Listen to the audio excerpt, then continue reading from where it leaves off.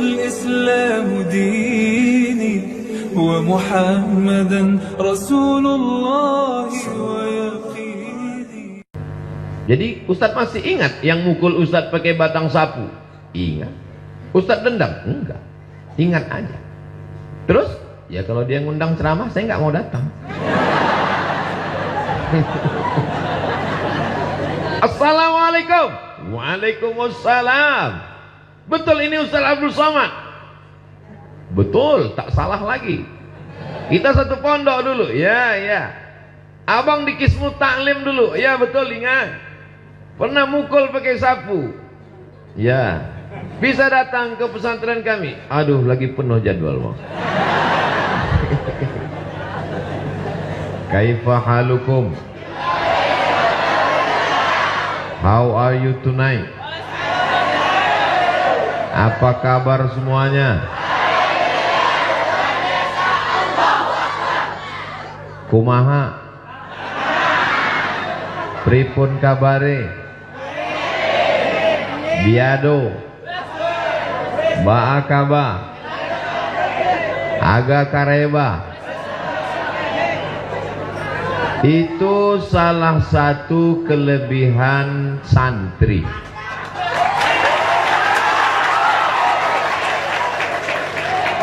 Diajak bahasa Arab, oke, karena setiap hari baca kitab kuning. Bahasa Inggris, oke. Mau pakai bahasa daerah, bisa. Bahasa Indonesia, memang dia paling cinta NKRI. Memangnya kalau tidak jadi santri, kalau tidak tinggal di pesantren, nggak bisa bahasa. Bagaimana mungkin kita bisa bahasa orang lain kalau kita cuman sekolah dari jam 8 masuk, pulang jam 1, cabutnya 3 jam. Bertemannya hanya sekitar lingkungan dekat rumahnya saja. Tapi kalau tinggal di pesantren, mondoknya 6 tahun, 7 tahun, pulangnya cuman liburan semester, bahkan mungkin hanya Idul Fitri saja, bahkan mungkin gak pulang-pulang karena orang tuanya sudah meninggal dunia. Maka pergaulannya adalah dari Sabang sampai Merauke. Bukan dari Sabang sampai Merauke, Sabang sampai Maroko. Sabang ujung pulau di Aceh, Merauke ujung negeri kita di Papua. Tapi ada yang lebih jauh lagi, dari Merauke ke Maroko, karena tanpa ada batasan. Itu kelebihan yang pertama santri. Pede nggak jadi santri? Bangga nggak jadi santri? Kalau ada yang tidak bangga jadi santri ketika kenalan sama orang, kamu sekolah di mana? Saya dari SMP. Kamu di mana? Saya SMA. Kamu di mana? Saya nggak sekolah. Kamu di mana? Saya di pesantren. Ini orang mestinya sudah lama mati. Buat-buat macet aja dia. Pede, percaya diri. Kenapa? Karena kita punya kenalan yang begitu luas. Dari mulai rambut yang lurus sampai keriting, dari yang hitam sampai yang putih, yang tinggi sampai yang pendek, semuanya sama. Dan di pesantren lah kita kenal pribadi orang macam-macam. Saya sekarang kalau tausiah pergi ke Aceh, ketemu dengan teman saya. Pergi ke Medan, jumpa dengan sahabat saya. Pergi ke Surabaya, Jawa Timur, sahabat dan teman akrab saya. Pergi ke Madura, senior dan junior saya. Pergi ke Makassar, friend saya. Sampai ke Sorong, Papua, kawan-kawan saya semua. Kenapa demikian? Karena kita di pesantren punya pergaulan yang luas. Jadi anak-anak, adik-adik, saya mau panggil anak, rasanya saya masih terlalu muda. Jadi panggil adik-adik aja lah. Jadi adik-adik sekalian yang selama ini bimbang-bimbang di pesantren, pesantren apa pulang? Pesantren apa pulang? Pesantren apa pulang? Pulang pesantren, pulang pesantren, pulang. Pulanglah. Kau pulang mau jadi apa? Mau berteman dengan siapa? Mau berteman dengan TV? Mau berteman dengan warnet? Mau berteman dengan boneka setan? Tapi kalau di pesantren, Masya Allah, Tabarakallah. Dan di pesantren kita kenal sifat orang dari berbagai macam suku dan bangsa. Betul? Ketemu sama orang yang datang dari Jawa Barat, orangnya lembut. Kumaha atuh damai.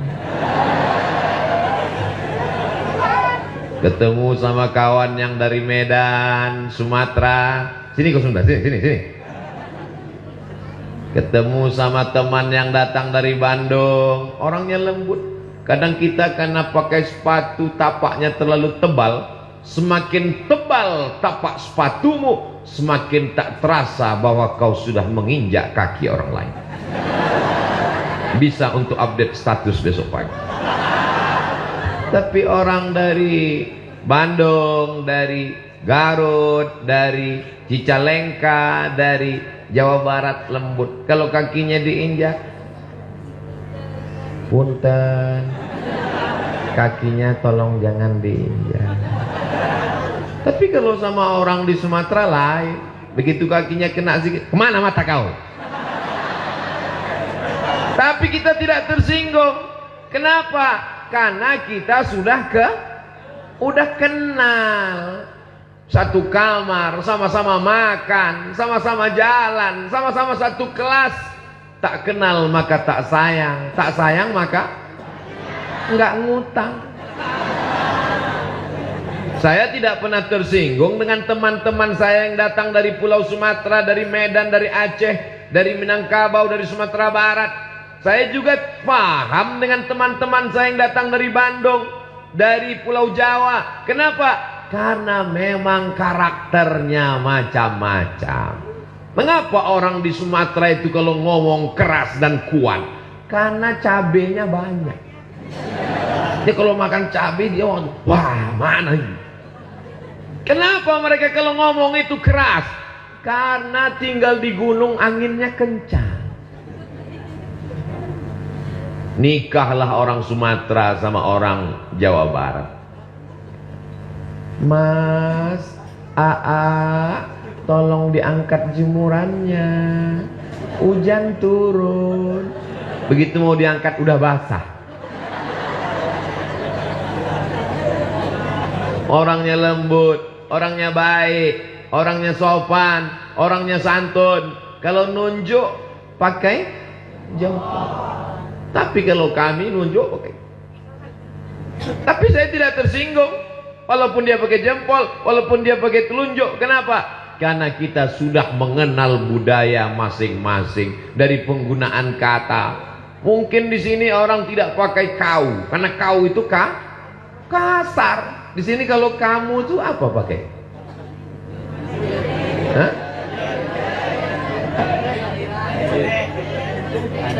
Anjen. Lembut, baik. Tapi kalau saya dikatakan orang, dari mana kau Soman? Saya tidak tersinggung. Kenapa? Karena sudah mengenal karakter sifat masing-masing. Satu kamar. Loh, memangnya Ustadz satu kamar dulu dengan mereka? Ya. Berapa orang Ustadz waktu itu satu kamar? Cuman berdua, 20. Kayak ikan sarden di susu. Tapi dengan tidur bersama itu menjadi akrab. Kita tahu bunyi. Jangankan wajahnya, jangankan pakaiannya, dari bunyi ngoroknya kita kenal.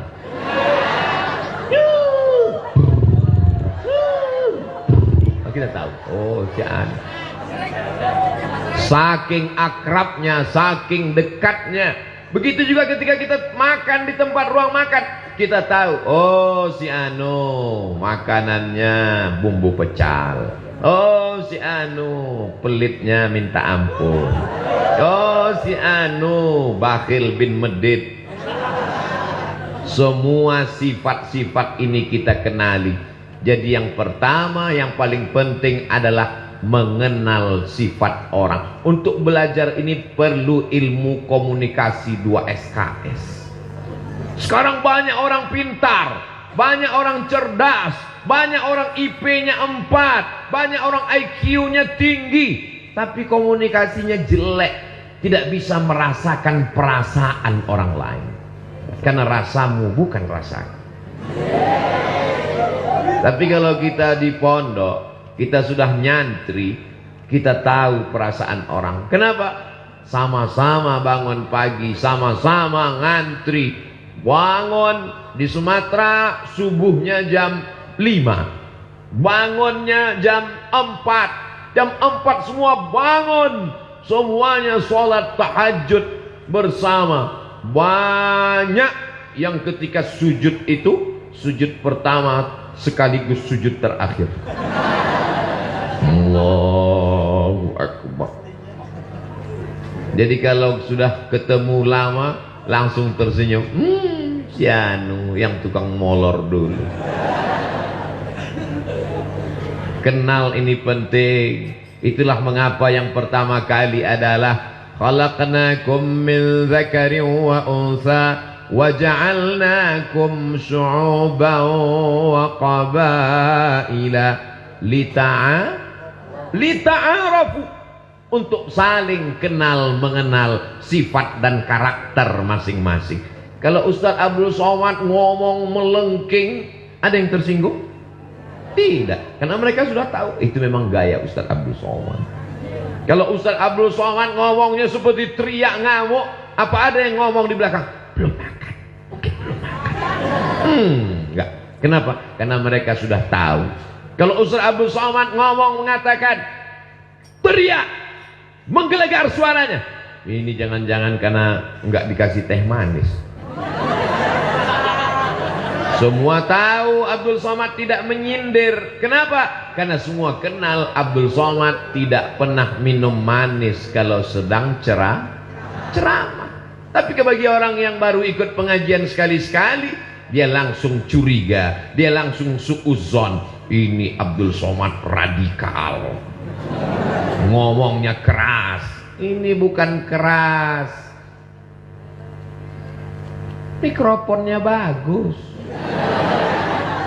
Ini bukan keras, sound sistemnya mantap, langsung masuk ke telinga, merasuk ke lubuk hati yang paling dalam.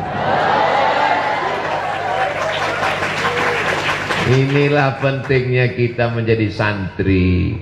Jadi anak-anak, saya terus mau nyebut anak, mentang-mentang anaknya baru akikah nyebut anak terus. Adik-adikku sekalian, sebenarnya kita ini sebaya. Betul? Kok betul? Cuman bedanya saya duluan lahir. Saya lahir 1977. Sebaya bapak kalian. Berarti umur sekarang 2022. Berarti sudah 45. Saya ini 45 tahun. Walaupun saya bolak-balik meyakinkan orang, saya ini udah 45, dia tetap juga ngotot. Masih 25 katanya. Kata jamaah dalam hati, ustaz aja yang kepedean. Tidak ada suuzon karena kita sudah saling kenal. Tadi ibunya di atas, ibu saya, ibu kita semua. Ternyata beliau nonton kajian Ustadz Somad pagi, petang, siang dan malam. Saya datang kemari karena doa ibu. Beliau yang mendoakan saya. Maka tadi ketika ketemu, emak saya sudah meninggal, Bu. Doakan saya supaya istiqomah iman dan Islam.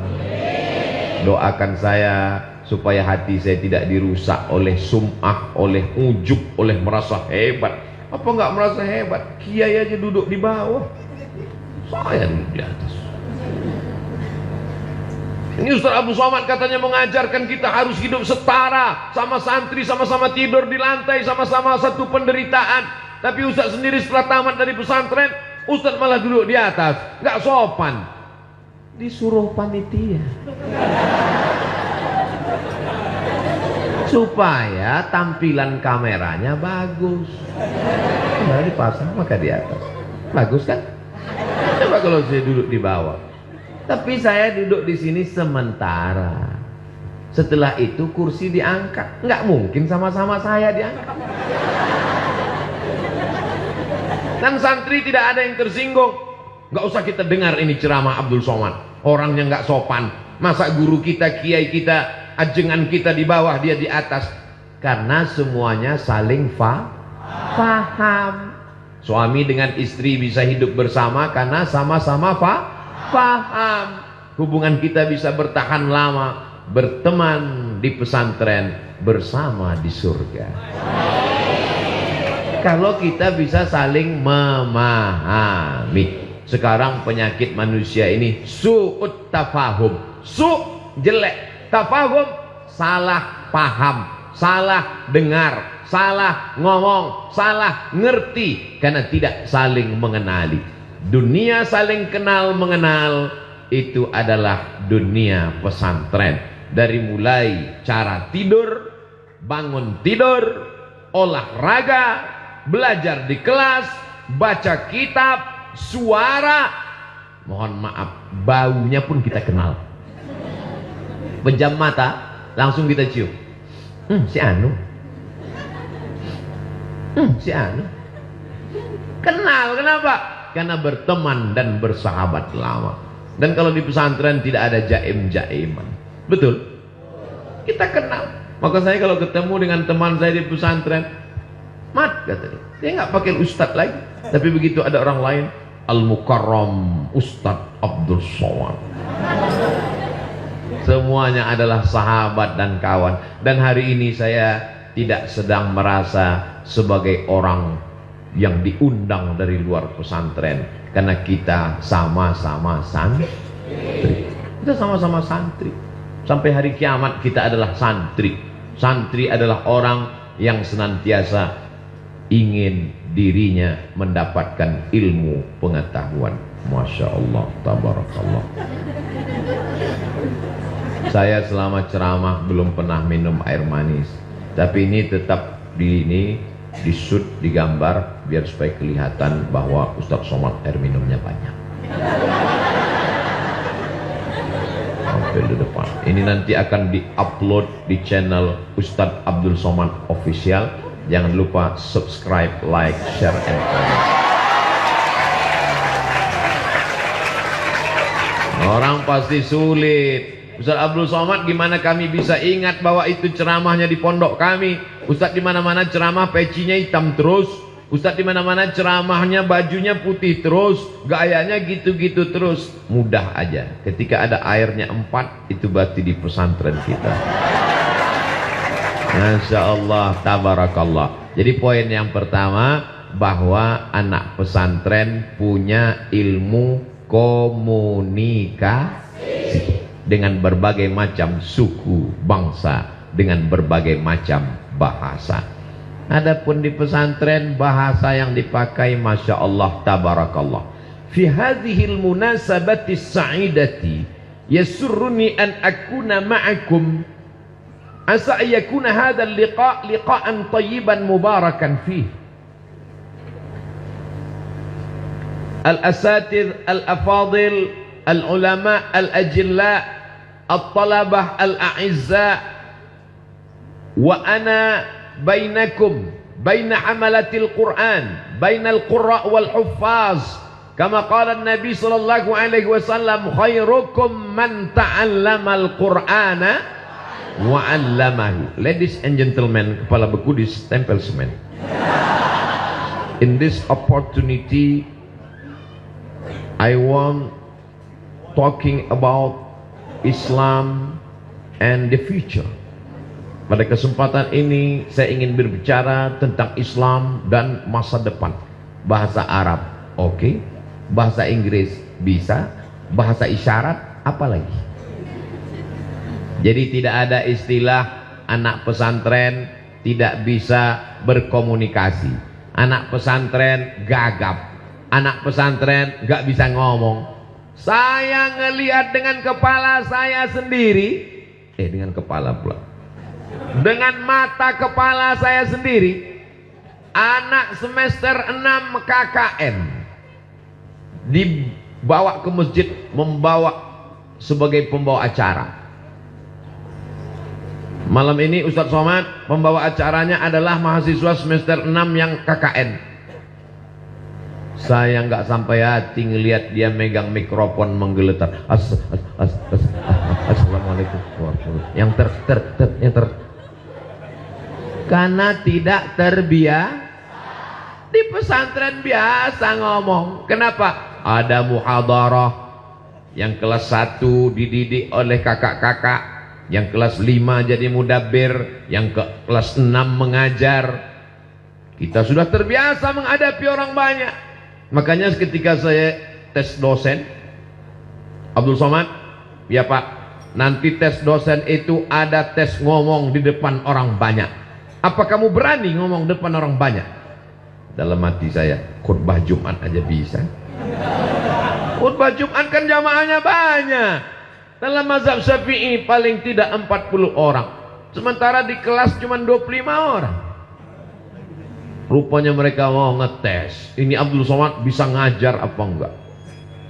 Masuk ke dalam kelas. Ini yang di dalam kelas ini semuanya mau ngetes kita. Mata dia ngelihat kita terus. Dia anggap kalau dia melotot kita grogi. Bagaimana supaya kita waktu di depan ngajar itu menggigil ketakutan? Dia anggap kalau kita lama-lama dipelototin, diliatin, kita udah biasa dipelototin di pesantren. Masa iya biasa dipelototin di pesantren Pak Ustadz? Ya, digundul udah, ditempeleng udah, dipukul pakai batang sapu udah, mau digundul lagi rumput belum tumbuh. Akhirnya hukumannya gimana? Berdiri di pinggir jalan, pakai papan tulis, ditulis di depan, inilah santri yang paling banyak melanggar peraturan. Semua yang lewat melotot. Maka kita sudah terbiasa dipelototi orang. Mungkin dalam hati adik-adik, lo aja kali. Jadi kalau cuma dipelototin 25 orang di dalam kelas pas latihan ngajar, biasa guys. Jadi waktu saya pertama latihan ngajar ujian dosen, mereka di dalam kelas itu memplototin saya, biar supaya saya grogi nggak bisa nulis, biar supaya saya grogi nggak bisa ngomong. Dan yang ada memperhatikan melotot itu ada yang cewek. Dia giniin terus. Saya lihat sekali dia gini, saya lihat sekali dia gini juga, saya lagi gini dia gini, saya giniin, langsung lihat ini. Kita udah terbiasa menghadapi mata manusia ini. Inilah yang tidak dimiliki, skill-skill kemampuan yang tidak tertulis di buku. Dan kita di pesantren sudah berhadapan dengan itu, betul? Cuman pesantren zaman sekarang, anak-anakku kalian, anakku lagi, adik-adikku kalian, nasib kalian bagus. Sekarang tidak lagi ada cubit, jewer aja nggak ada. Kenapa? Kalian dilindungi oleh Komisi Perlindungan Anak. Zaman kami dulu komisi itu belum ada. Pakai batang sapu. Ini tangan ini nggak terhitung berapa kali kena batang sapu. Jadi Ustadz masih ingat yang mukul Ustadz pakai batang sapu? Ingat. Ustadz dendam? Enggak. Ingat aja. Terus? Ya kalau dia ngundang ceramah saya nggak mau datang. Assalamualaikum. Waalaikumsalam. Betul ini Ustaz Abdul Somad? Betul, tak salah lagi. Kita satu pondok dulu. Ya, ya. Abang di Kismu Taklim dulu. Ya, betul, ingat. Pernah mukul pakai sapu. Ya. Bisa datang ke pesantren kami. Aduh, lagi penuh jadwal, Bang. Masya Allah, tabarakallah. Jadi Kita di pesantren dilatih mental untuk berhadapan. Ngantuk dikit aja. Ini dulu, sekarang udah enak pesantren. Dulu bangun subuh mata tengkuk mesti berdiri. Begitu setan datang membawa kipas, Nina Bobo, oh nih. Itu setan zaman Ustadz. Itu setan zaman Abdul Somad dulu. Setan zaman sekarang nggak nyanyi lagi, langsung bawa AC.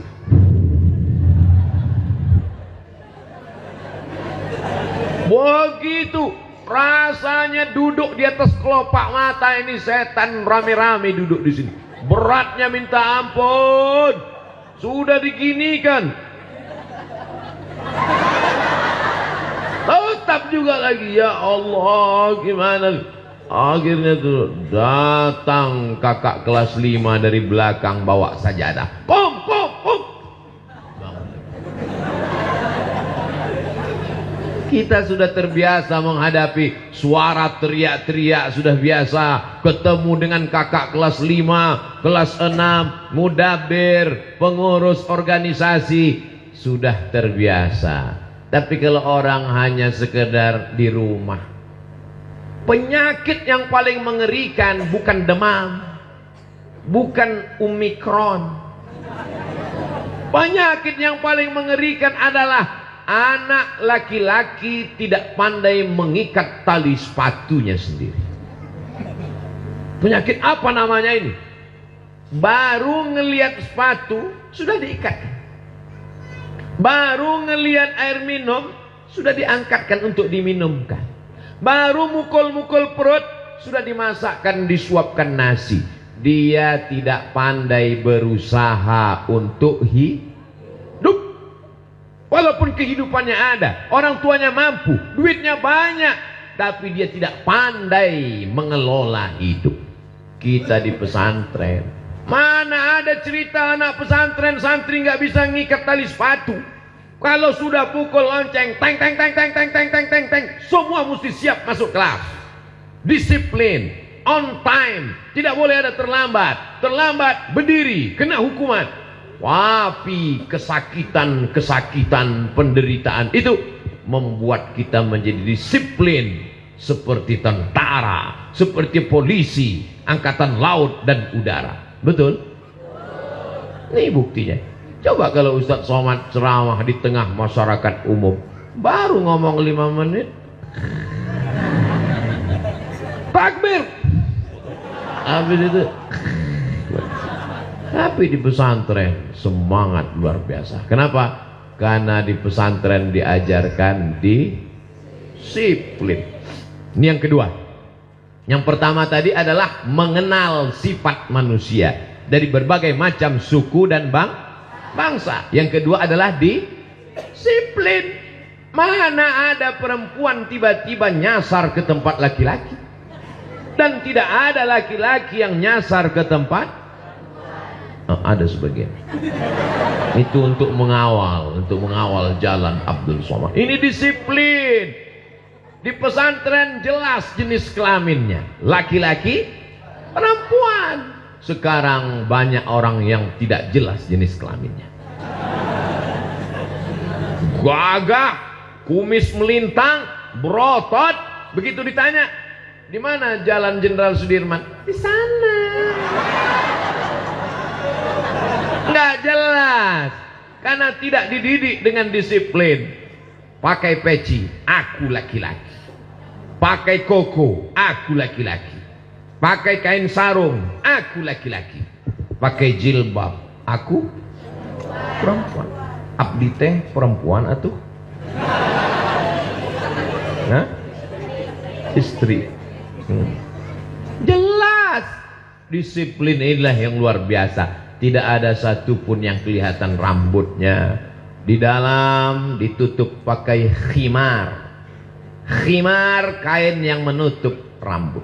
Saya sebetulnya mau ngasih tahu bahwa saya tidak gundul. Setelah ditutup, dia lihat tidak ada rambut satupun yang keluar, dirapikan, barulah dipakai kain panjang, hijab. Orang kita menyebut jilbab. panjang, menutup, tertutup